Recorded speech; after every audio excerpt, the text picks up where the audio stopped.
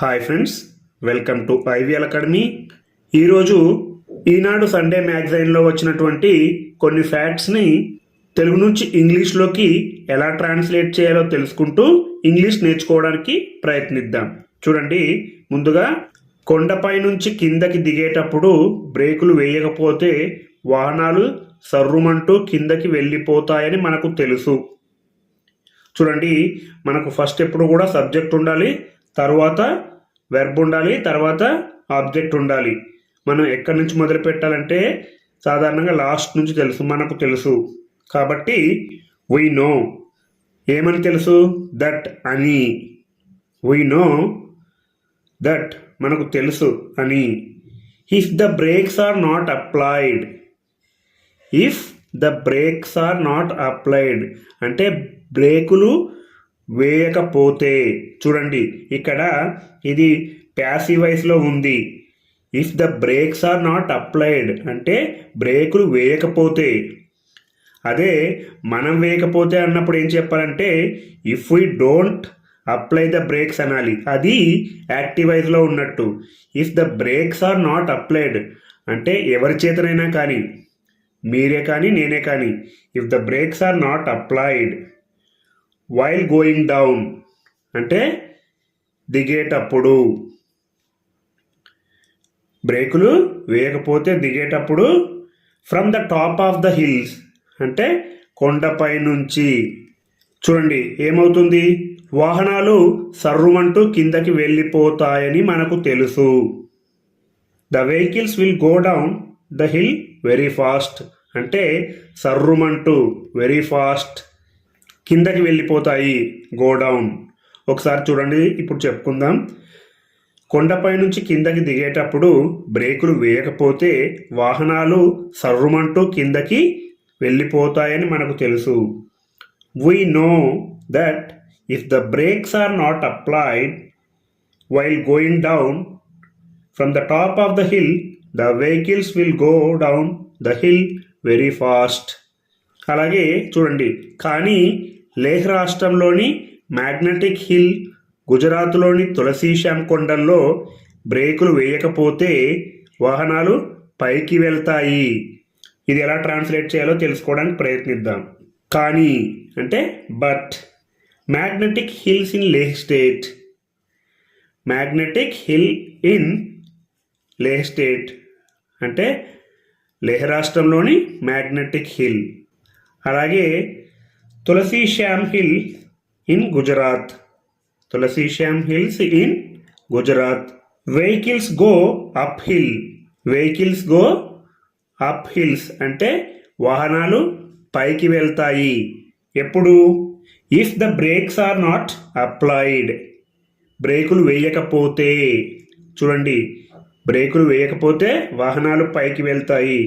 Vehicles go up hill if the brakes are not applied. చూడండి, బ్రేకులు వేయడం అని చెప్పాల్సి వచ్చినప్పుడు అప్లై అనే వెర్బ్ యూజ్ చేయాలి. ఇలాంటివి గమనించాలి. ఒకసారి తెలుగులో చెప్పుకుందాం. చూడండి, కొండపై నుంచి కిందకి దిగేటప్పుడు బ్రేకులు వేయకపోతే వాహనాలు సర్రుమంటూ కిందకి వెళ్ళిపోతాయని మనకు తెలుసు.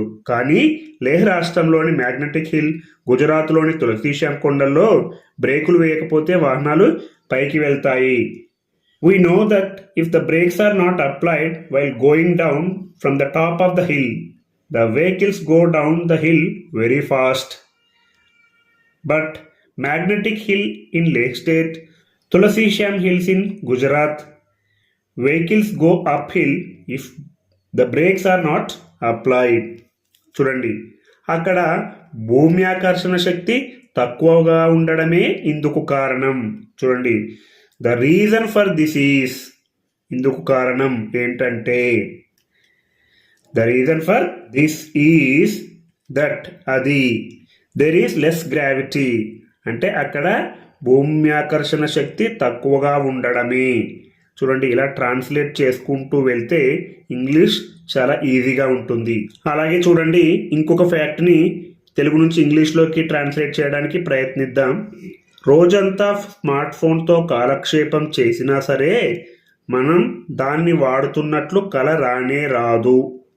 అంటే మనం రోజంతా స్మార్ట్ ఫోన్తో కాలక్షేపం చేసినా సరే, even if we pass the time all the day with smart phone అంటే రోజంతా స్మార్ట్ ఫోన్తో కాలక్షేపం చేసినా సరే. If we pass the time అంటే కాలక్షేపం చేయడం, ఆల్ ద డే అంటే రోజంతా, విత్ స్మార్ట్ ఫోన్ అంటే స్మార్ట్ ఫోన్తో మనం దాన్ని వాడుతున్నట్లు కల రానే రాదు. We don't even dream of using it. We don't even dream of using it అంటే మనం దాన్ని వాడుతున్నట్టు కల రానే రాదు. చూడండి, వీ డోంట్ ఈవెన్ డ్రీమ్ అంటే మనకు కల రానే రాదు. యూజింగ్ ఇట్ అంటే వాడుతున్నట్లు, లేదా ఇంకొకలా కూడా చెప్పుకోవచ్చు. We don't even have a dream of using it అంటే మనకు ఒక కల రానే రాదు. We don't have a dream. ఇక్కడ డ్రీమ్ అనేది నౌను. అలాగే ముందు చెప్పుకున్న సెంటెన్స్ ఏంటి? We don't even dream of using it. ఇందులో డ్రీమ్ అనేది వెర్బ్.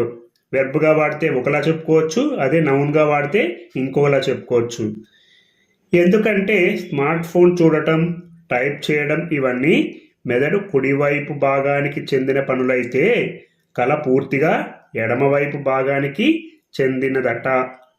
బికాస్ ఎందుకంటే looking at a smart phone, typing, these are all right brain tasks. అంటే లుకింగ్ ఎట్ స్మార్ట్ ఫోన్ అంటే స్మార్ట్ ఫోన్ చూడటం, టైపింగ్ టైప్ చేయడం, these are all అంటే ఇవన్నీ right brain task మెదడు కుడివైపు భాగానికి చెందిన పనులైతే. రైట్ బ్రెయిన్ టాస్క్ అంటే మెదడు కుడివైపు భాగానికి చెందిన పనులైతే. చూడండి, కళ పూర్తిగా ఎడమవైపు భాగానికి చెందినదట. అంటే dreaming is entirely left brain task. Dreaming is entirely left brain task. కళ పూర్తిగా ఎడమవైపు భాగానికి చెందిందట. అందుకే మనకు కళలు అనేవి ఫోన్లు వాడుతున్నట్లు రావు. చూడండి, ఒకసారి తెలుగులో చెప్పుకుని ఇంగ్లీష్లో చెప్పుకుందాం. రోజంతా స్మార్ట్ ఫోన్తో కాలక్షేపం చేసినా సరే మనం దాన్ని వాడుతున్నట్టు కల రానే రాదు. ఎందుకంటే స్మార్ట్ ఫోన్ చూడటం, టైప్ చేయడం ఇవన్నీ మెదడు కుడివైపు భాగానికి చెందిన పనులైతే కల పూర్తిగా ఎడమవైపు భాగానికి చెందినదట. Even if we pass the time all the day with smart phone, we don't even dream of using it. లేదా we don't even have a dream of using it. Because looking at a smartphone, typing, these are all right brain tasks. Dreaming is entirely left brain tasks. అలాగే చివరిగా ఒక చిన్న fact తెలుసుకొని ఈ వీడియోని ముగిద్దాం. చూడండి, హైదరాబాద్లో నిజాం పాలన దాకా ఉష్ట్రపక్షి, పరుగు పందేలు, ఆస్ట్రిచ్ రేస్ జోరుగా సాగేవి. ఇందుకోసం ప్రత్యేకంగా ఆస్ట్రేలియా నుంచి ఆ పక్షుల్ని తెప్పించేవారు. Until the Nizams rule in Hyderabad అంటే అంటిల్ అంటే వరకు లేదా దాకా. ద నిజామ్స్ రూల్ అంటే నిజాం యొక్క పాలన. ఇక్కడ అపాస్ట్రఫీ ఉంటుంది కాబట్టి నిజాం యొక్క పాలన. ఇన్ హైదరాబాద్ హైదరాబాదులో. ఉష్ట్రపక్షి, పరుగు పందేలు అంటే ఇంగ్లీష్లో వాటిని ఆస్ట్రిచ్ అని అంటారు. ఆస్ట్రిచ్ రేస్ జోరుగా సాగేవి. చూడండి, ostrich races were going on vigorously. చూడండి, వర్ గోయింగ్ ఆన్ అంటే గతంలో జరుగుతూ ఉండేవి, పాస్ట్ టెన్స్లో చెప్పుకున్నాం కాబట్టి జోరుగా సాగేవి. లేదా ostrich race used to go on vigorously అంటే జోరుగా. మనం ఎలా చెప్పుకోవచ్చు అంటే ostrich races were going on vigorously, అలాగే ostrich race used to go on vigorously ఇలా కూడా చెప్పుకోవచ్చు. అంటే ఒకప్పుడు సాగేవి, ఇప్పుడు లేవు అనే సందర్భంలో చెప్పాల్సి వచ్చినప్పుడు యూస్ టు అనే పదం ఉపయోగించాలి. ఇందుకోసం ప్రత్యేకంగా ఆస్ట్రేలియా నుంచి ఆ పక్షుల్ని తెప్పించేవారు. ఫర్ దిస్ పర్పస్ అంటే ఇందుకోసం. దోస్ బర్డ్స్ అంటే ఆ పక్షుల్ని were specially brought from Australia. Specially అంటే ప్రత్యేకంగా. వర్ అని ఉంది కాబట్టి ప్యాసివ్ వాయిస్లో ఉంది. వర్ స్పెషల్లీ బ్రాట్ అంటే తెప్పించేవారు ఫ్రమ్ ఆస్ట్రేలియా. ఆస్ట్రేలియా నుండి. ఎవరు తెచ్చేవారో మనకు అనవసరం కాబట్టి ప్యాసివ్ వాయిస్లో ఉంది. ఒకసారి తెలుగులో చెప్పుకుందాం చూడండి. హైదరాబాదులో నిజాం పాలన దాకా ఉష్ట్రపక్షి పరుగు పందేలు అంటే ఆస్ట్రిచ్ రేస్ జోరుగా సాగేవి. ఇందుకోసం ప్రత్యేకంగా ఆస్ట్రేలియా నుంచి ఆ పక్షులు తెప్పించేవారు. Until the Nizams rule in Hyderabad ostrich races were going on vigorously or used to go on vigorously.